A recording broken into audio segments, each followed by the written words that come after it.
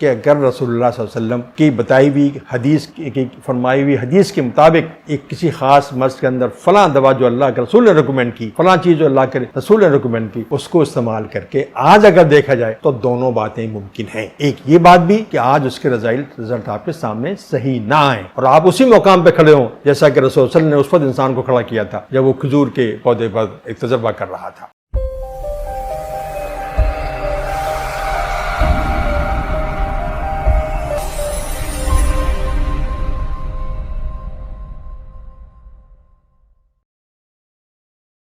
بسم اللہ الرحمن الرحیم۔ دوستو، آج کے اس ایپیسوڈ میں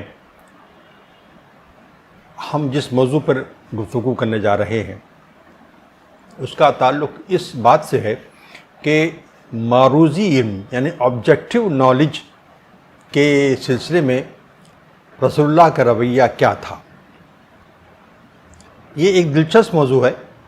آپ کو یاد ہو کہ اس سے قبل ایک ایپیسوڈ میں نے قرآن جو معلومات فراہم کرتا ہے یا قرآن جو علم کے جو اشارے دیتا ہے اس کو علم کے پیمانے پر پورا اتارنے کے لیے یا پورا اترنے کے لیے کس چیز کی ضرورت ہوتی ہے، اس کی طرف ہم نے اشارہ کیا تھا، اور ہم نے یہ بات بتائی تھی کہ قرآن علم نہیں بلکہ علم کے تئیں کچھ اشارے فراہم کرتا ہے، کچھ ہنٹس دیتا ہے، اور وہ علم کے مقام تک پہنچنے کے لیے ان میں کچھ کرنا ہوتا ہے، مزید کام کرنا ہوتا ہے، تب وہ علم کی سطح پر آ کر گویا قائم ہوتا ہے۔ آج کے سلسلے میں ہم کچھ اسی سے متعلق ایک دوسرا پہلو جو کہ رسول اللہ صلی اللہ علیہ وسلم کے رویے سے متعلق ہے کہ جو نون معلومات تھیں، جو نون علم تھا، اس کو ہم معروضی علم بھی کہہ سکتے ہیں، اس کے سلسلے میں اللہ کے رسول نے کیا رویہ اختیار کیا اور ہمارے لیے آج کیا پیغام ہے۔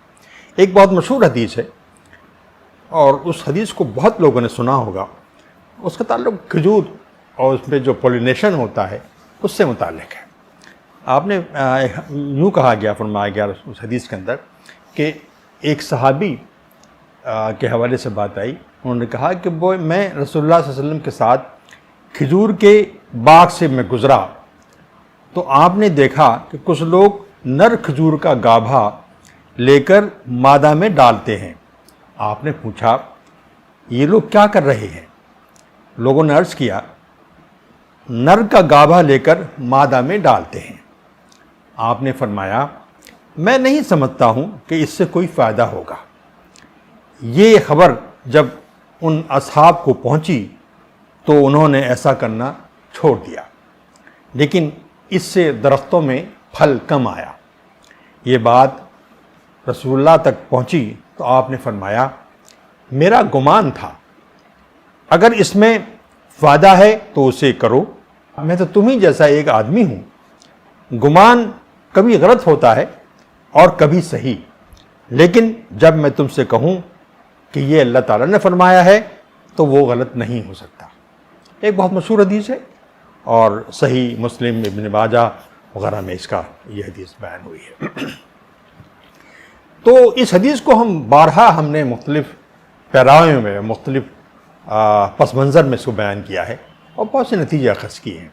دیکھیے، سب سے پہلا یہ نتیجہ سے یہ نکلتا ہے کہ اللہ کے رسول یہ بتا رہے ہیں کہ اللہ کے رسول جو بات محض اپنے مشاہدے یا تجزیے کی روشنی میں بتا رہے ہیں ضرور نہیں ہے کہ وہ صحیح ہو۔ یہ بہت اہم بات ہے۔ آپ نے کہا کہ میرا گمان غلط بھی ہو سکتا ہے۔ دوسرا، آپ یہ بتا رہے ہیں کہ رسول اللہ کے بعض مشورے گویا کہ غلط بھی ہوتے ہیں، غلط ہو سکتے ہیں، بعض مشورے، بعض اقدامات بھی غلط ہو سکتے ہیں۔ اس حدیث سے یہ بات معلوم ہو رہی ہے۔ تیسری بات یہ ہے کہ تجربے کے ذریعے سے کسی مشاہدے کو صحیح ثابت کرنے کی کوشش کرنا ایک جائز عمل ہے۔ یعنی ایک مشاہدہ تھا کہ جو عمل کر کے پولینیشن ہوتا تھا اور پھر اچھا پھل آتا تھا، یہ ایک مستقل ایک مشاہدہ تھا سب کا وہاں پر، لیکن اس مشاہدے اور کامیاب مشاہدے کے باوجود اللہ کے رسول نے یہ کہا کہ ایک نیا تجربہ کر کے دیکھو، یعنی ایک یہ مقصد تھا اس کا، ایک نیا تجربہ کر کے دیکھو۔ لوگوں نے تجربہ کیا لیکن وہ تجربہ ناکام رہا۔ دوسری بات یہ بات جو تھی صدیوں سے چلی آ رہی تھی۔ رسول اللہ جس معاشرے میں رہتے تھے اس معاشرے میں کھجوروں کے باغات تھے، اور یہ ہر سال یہ گویا کہ اس طرح کلٹیویشن کا یہ طریقہ تھا۔ آپ نے جب بارہا یہ عمل ہوتے ہوئے دیکھا ہوگا تو سوال یہ ہے کہ اس پر شک کیوں ہوا؟ کیا اس شک کا کوئی جواز تھا؟ میرا خیال یہ ہے کہ پوری عمر آپ کی مکہ اور مدینہ میں گزری اور بے تحاشا باغات تھے، اور ان باغات سے آپ کا تعلق تھا، ان افراد سے تعلق تھا جو باغات کے مالک تھے، یہ سب آپ جانتے تھے۔ اس کے باوجود، اس جاننے کے باوجود آپ نے یہ بات کہی۔ اب اس کا ایک نتیجہ تو یہ ہوتا ہے کہ ہم یہ سمجھیں کہ رسول اللہ صلی اللہ علیہ وسلم کے بہت سی ایسے مقامات علم ہیں جن کا علم اللہ کے رسول کو نہیں ہوتا، اور خود اللہ کے رسول نے بھی یہ بات کلیئر کر دی کہ بعض گمان ایسے ہوتے ہیں جن کو جو غلط ہو سکتے ہیں اور تم ان میں زیادہ جانتے ہو۔ لیکن یہ جو واقعہ ہے خاص واقعہ، اس سے اندازہ یہ ہوتا ہے کہ یہ گمان ایسا نہیں تھا، صدیوں سے ایک بات ہوتی آ رہی تھی، آج بھی ہوتی ہے، اور اللہ کے رسول نے اس مشاہدے کو جو کہ ایک عرصے سے وہ خود بھی دیکھتے آ رہے تھے، صحابہ کرام کرتے آ رہے تھے، اس کے بارے میں یہ اللہ کے رسول نے یہ فرما دیا کہ یہ میں نہیں سمجھتا اس میں کوئی فائدہ ہوگا، یہ آپ کے الفاظ تھے۔ تو گویا مطلب کہنا کیا یہ ہوا کہ جو فیکٹس اسٹیبلشڈ ہیں ان پر شک کیا جا سکتا ہے، اور ان کو اثر نو یا ریپیٹ کرنے کی بات کہی جا سکتی ہے کہ ان کو ریپیٹ کر کے دیکھا جائے یا کسی اور اینگل سے اسی تجربے کو کیا جائے۔ تو یہ ممکن ہے کہ یہ جو تجربہ نیا ہو یہ صحیح نہ ہو، یہ نتائج صحیح نہ دے، اور یہ بھی ممکن ہے کہ نتائج دوسرے آ جائیں اور زیادہ بہتر نتائج آ جائیں۔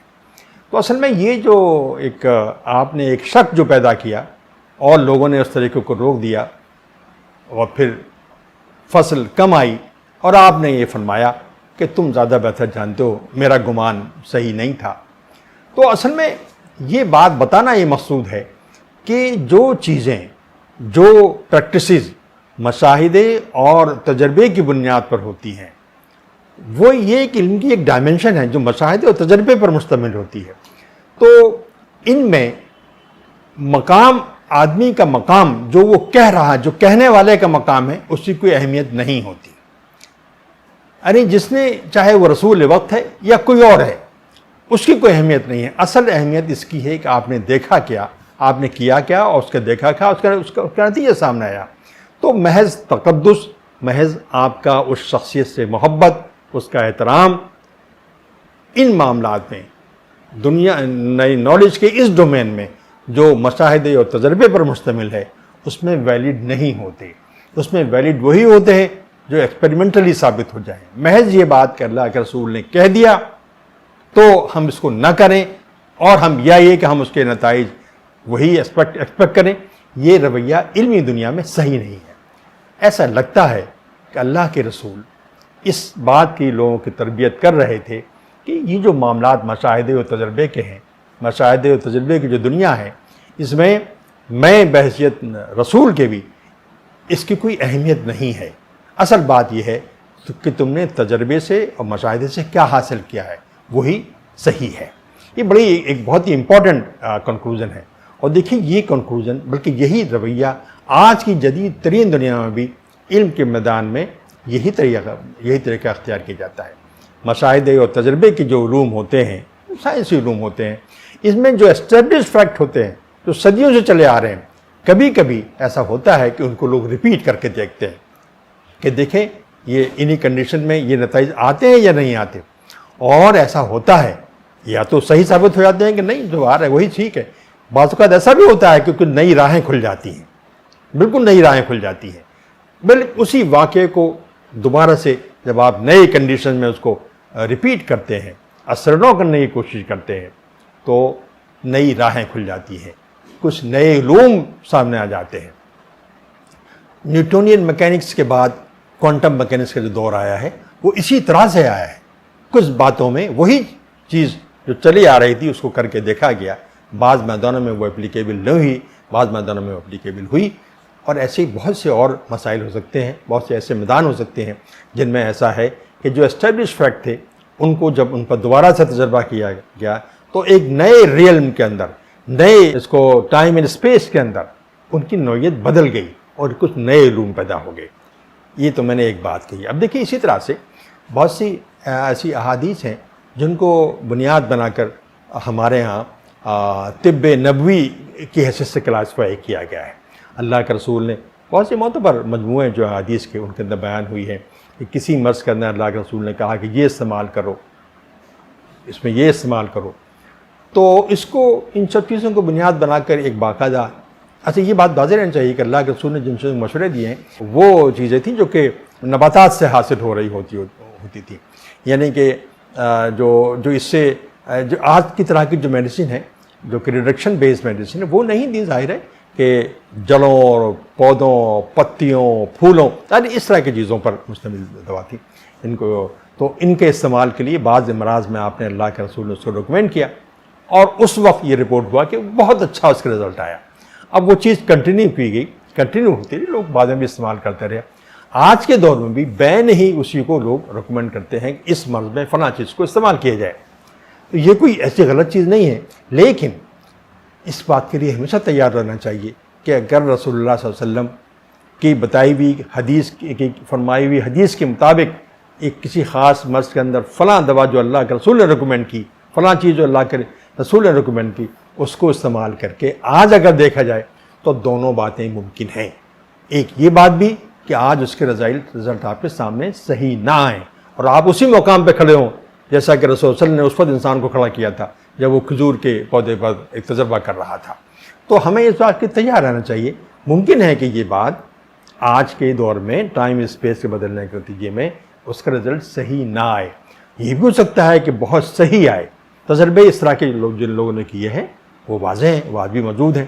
تو گویا علمی دنیا کے اندر یعنی گویا اس کو اس طرح نہ لیں کہ رسول اللہ نے اس کو ریکمینڈ کیا تھا، بلکہ یہ مرض اور مریض کا معاملہ ہے، مرض اور دوا کا معاملہ ہے، اس کو اسی طرح سے لینا چاہیے۔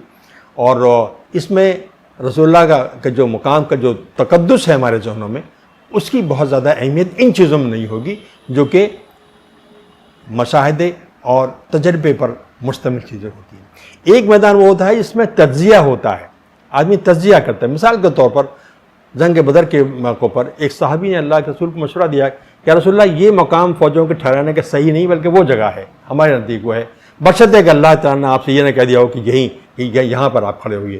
اللہ کے رسول نے کہا نہیں، مجھے اللہ کی طرف سے کوئی انسٹرکشن نہیں ملی ہے۔ تو انہوں نے کہا تو پھر بہتر یہ ہے کہ اس مقام پہ چلے جائے۔ تو اللہ کے رسول نے اپنی رائے بدل لی۔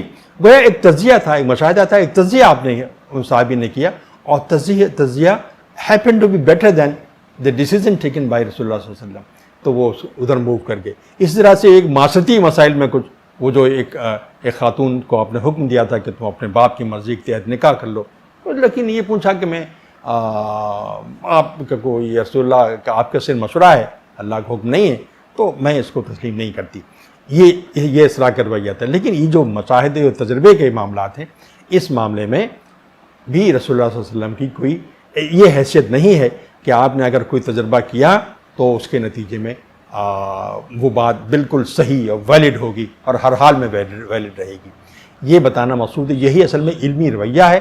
اللہ کے رسول نے جب وہ مثال دی تھی تو کھجور کی، تو شاید اسی رویے کو کا چلن دیکھنا چاہتے تھے مسلم کمیونٹی کے اندر، کہ لوگ اس طرح کے معاملات میں اس طرح کا رویہ اختیار کریں کہ تجربہ کر کے دیکھیں، اگر جو بات چلی آ رہی ہے تو اس کو ایز این آبجیکٹیو نالج اس کو تسلیم کر لی جائے۔